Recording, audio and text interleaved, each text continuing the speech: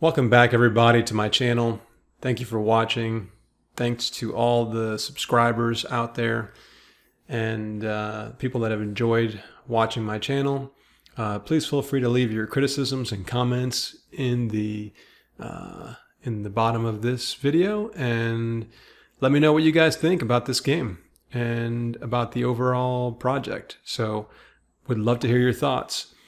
With that said, this week we've been working on the football mechanics, the way the ball gets thrown in the air. And what you're seeing here is just the build prior to getting the football in. But I wanted to preface the video by telling you guys that I am trying to make a simulation of a game as possible. Okay?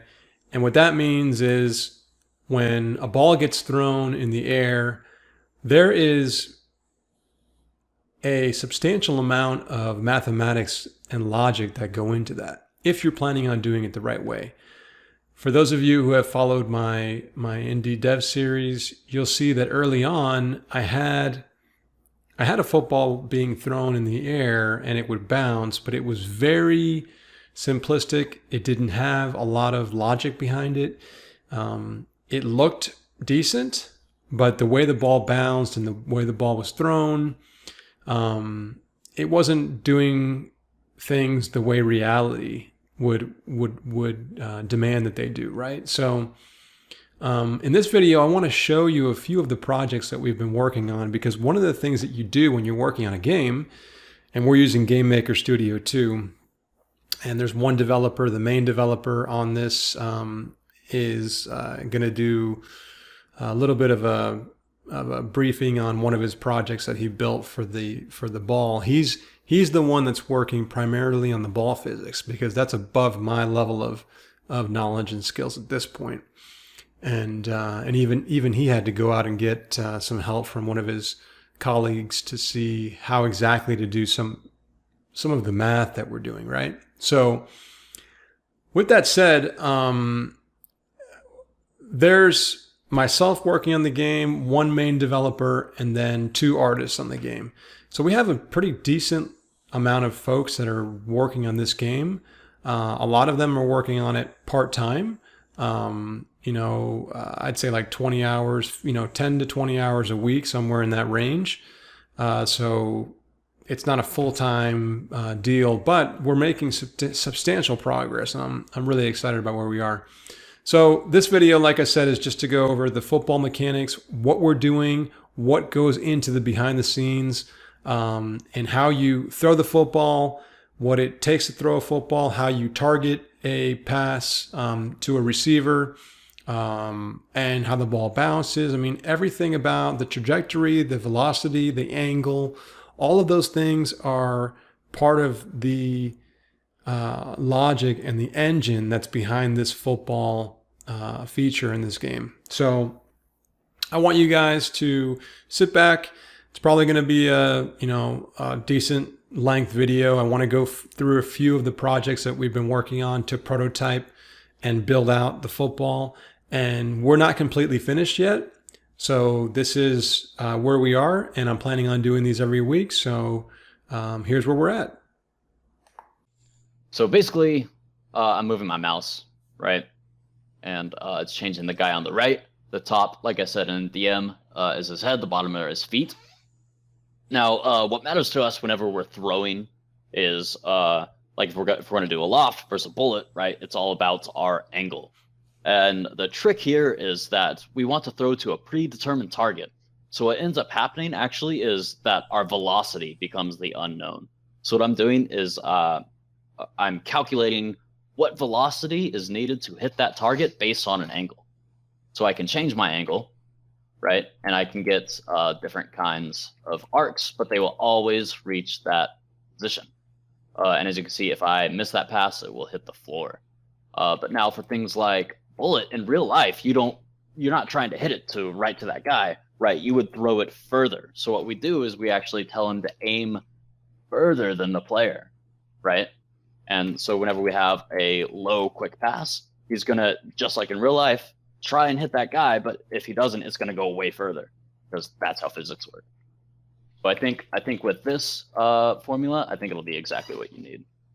And then also, since we already have that position scale, that's where inaccuracy comes. So if we have a bad player, right, maybe he only threw it this far. If it's good, he threw it right on the money. Maybe a little too far. And depending on how well that receiver does, he can try and calculate and grab that pass or not. Is that all sounding right to you? Yeah. And that's easy to turn into a top-down simulation, or no? Yeah, totally. Because this is all pretty much like it's all trig, but it's a lot of vector math too. So in this situation, our y is vertical, and our x is actually both our x and y from a top-down point of view. So just because I have a position that's actually an x and y, the math is exactly the same as if it was just x and y here, because math is pretty cool like that. It's pretty awesome. Because it's just angle and target. So now if we wanted to throw, does it take into account, like, let me think about this for a second. So obviously that illustration that you have right there, that's gonna throw the ball slower, I would imagine. I mean, you're going up in the air, so you need some velocity to get up there, and the higher you go, I can see you need more. But it's going to simulate as a loft pass, right? It won't be like, it won't just like go right through that super fast, right? No, so in this, so that's how our previous one worked, because it was all based on time. So we would actually have to like do some hacky stuff to figure out how long that pass should have taken. So that's when I decided that we needed to change that. So in this, gravity is a constant. So my velocity, right? Just like if you look up exactly how football physics work, I have an angle, I throw it. My x velocity is a constant because we're in free fall, right? So x velocity doesn't really change given that there's no air resistance. But the velocity is actually separated on the x and y axis. So all passes will seem like they're in the same simulation. Well, I can't wait to see that, man. Great job. Tell your friend I said thanks, man. Really, really awesome. Yeah, he gave me some pointers. I was hoping he'd write some code for me, but he was just like, nah, I'll do it this way. I had to go study trigonometry and figure it out. The code actually wasn't too difficult. I remember I sent you some articles about how football physics work and how projectiles work, and if you want to know more about that, that's pretty much exactly what I did. So figure out where you are. Awesome, man. The bouncing around, we haven't messed around with more than what we did, right? Like that trigonometry that you have there, is that going to be helpful with bouncing the ball around or no? Oh yeah, absolutely. So what I did for the first bounce is I just threw in some randoms and told it to go make another arc. And it looked really, really, really good, but it could perform in a more realistic way. So one of your complaints was like, oh, well, based on like what height it was and what velocity it was going at, it needs to like do this and like based on angle and stuff like that. But the problem is that everything we were doing was based on endpoint and time. So that's why it wasn't as fluid. But now we're actually on angle and velocity.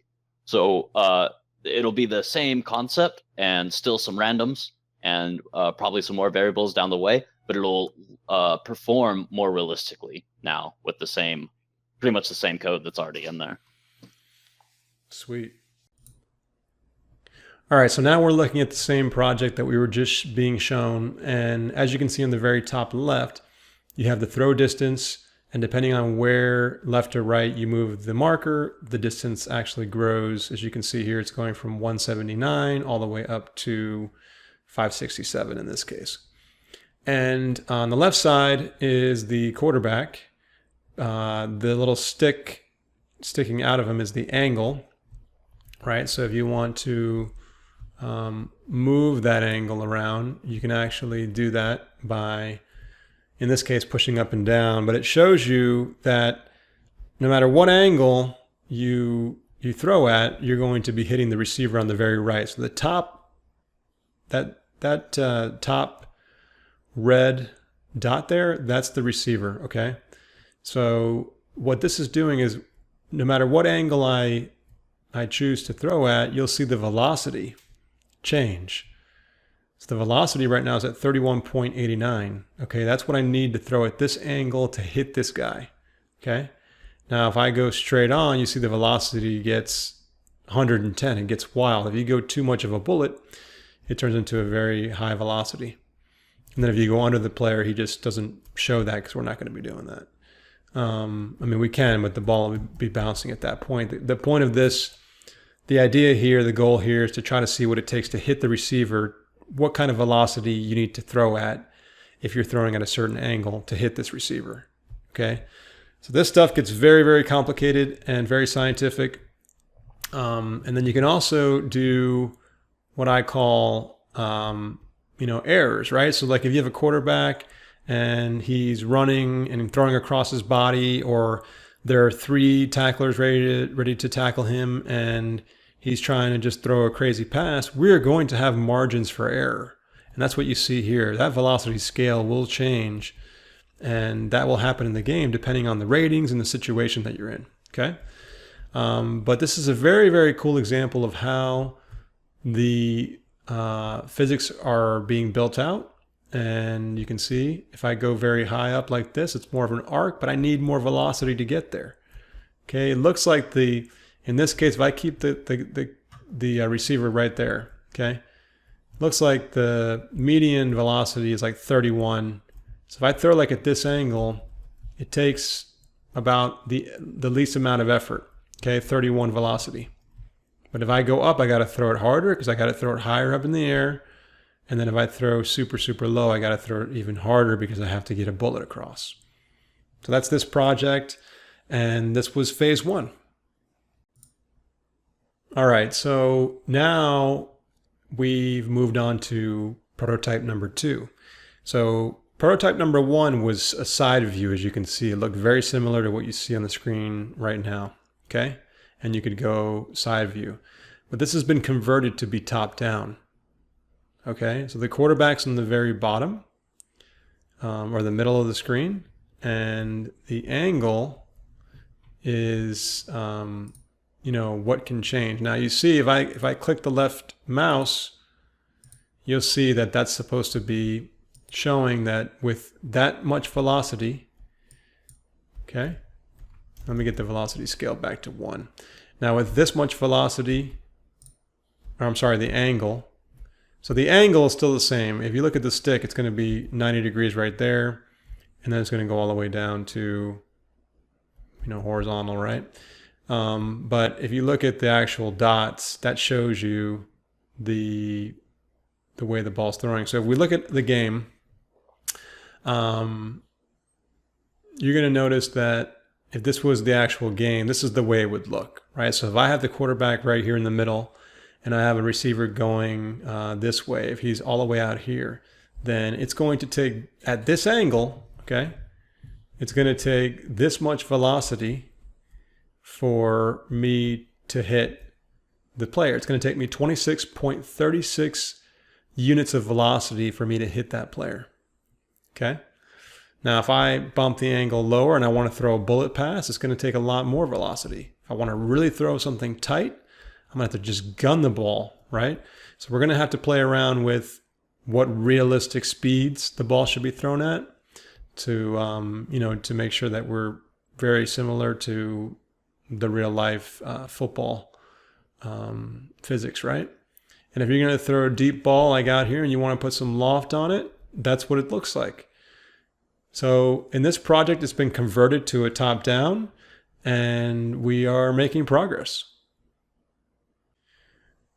All right, guys, so in this prototype, this is the 3rd one that the developer has built. And in this example, we're trying to, so let's go back. The first 2 examples, what we were trying to do was come up with what type of physical measurements you need to be able to hit a certain distance, certain target. Right? It was side scrolling, now it was top down, and now we turn it to top down in the prototype number 2. And now, so that was very still. That's a still target we were trying to hit, static target. In this one, we are looking at the quarterback up here throwing to a receiver, but now the receiver's moving. So what we're trying to calculate is, with the current speed and rate that the receiver's moving, we're going to throw the ball, assuming that they're going to keep going that rate of speed, right? So as he stops, these are still going to shoot out here because they were expecting him to keep going. So this is what I would call the type of pass, like a go route. If you have a receiver going deep in a route, the quarterback's just going to toss it up and try to hit them in stride. And that's what this is. This is exactly that. So we're getting closer because now we have the physics pretty nailed down. I think they're nailed down to the point that we understand what it takes to throw the ball and hit a target the right way, right? And depending on the angle and velocity, you're going to get the right physics and the angle, right? And in this case, now we say, okay, hit this receiver at this current speed or projected speed and acceleration that they're running. So it takes into account the acceleration rate and the speed that they're running to hit them in stride. Okay. Now, this is based off of the current movement, right? So if a player, let's do this. If a receiver is here, I'm going to do a cross route. Okay. And let's say I'm going to go here and then I'm going to make a left. If I throw it there, see, I threw it off because they were thinking the receiver is going to be going straight up. But no. We also want to have route passing in this game, right? So if I'm going to throw the ball, let's try to work this thing backwards because we're kind of upside down here. Let's go up here. So if I have the receiver right here and I'm going to run from here and then I'm going to go out this way, okay? What I want to happen is when the receiver starts to move up, if I'm throwing a route pass, okay, and I throw it when he's still moving up, I want to hit them over here in the route. So if I throw it right now, I want to kind of throw it over here. You know what I mean? Instead of it being thrown deep. So that's going to be the next challenge that we have. And I think once we've figured that part out, then the ball mechanics will be put into the game and we will actually have throwing. But in this video, this video was just to show you guys what type of mechanics and logic we're putting into this game. This is no baby game, no simple little, elementary game. This is as sim and as challenging and complicated and realistic as I can make and we can make this game, given the limited resources and graphical limitations and and everything else that we have. Given those, I am going to focus on making what I would play, a top tier football game that has gameplay that mimics what we see in real life. And this video series right here, this one, was to show you guys exactly what's going on in the game and how much we're putting into it. And it's not to sell you, but for those hardcore guys out there who want a quality game, this is what we're shooting. This is what we're aiming for. So hope you guys enjoyed the video. Thank you for watching. Please subscribe, like, tweet out, tell everybody you can. This thing's going to become a game that we want to be successful. And I think that we're getting there. It's going to take time, challenge, and I don't have any timelines or any, release dates, nothing like that. We are shooting for the PC, and it's going to be a fun sim type game. And if that changes, I'll let you guys know. But that's it. Thanks for watching. Like, subscribe, leave your criticism in the comments. And I'll see you guys next time. Peace.